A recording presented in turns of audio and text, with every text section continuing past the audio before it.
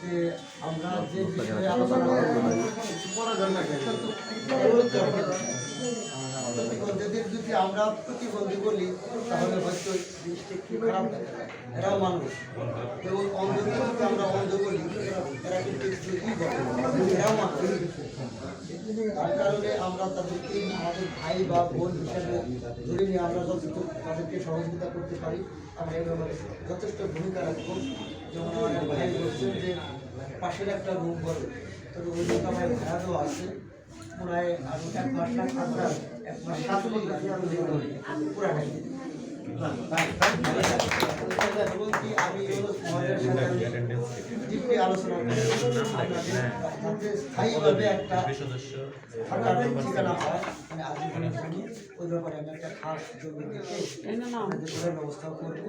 আমাদের এই ইউনিয়ন পরিষদে মানে আমাদের চক্রপুর ইউনিয়নে টোটাল প্রতিবন্ধী আছে আপনার 1164 এরা অলরেডি ভাতা পাচ্ছে আপনাদের কাছে হয়তো আসবে, যেহেতু প্রেসিডেন্ট সাহেবের কাছে বিশেষ করে বিষয় যদি কোনো প্রতিবন্ধী লোক আসে বা ওরকম থাকে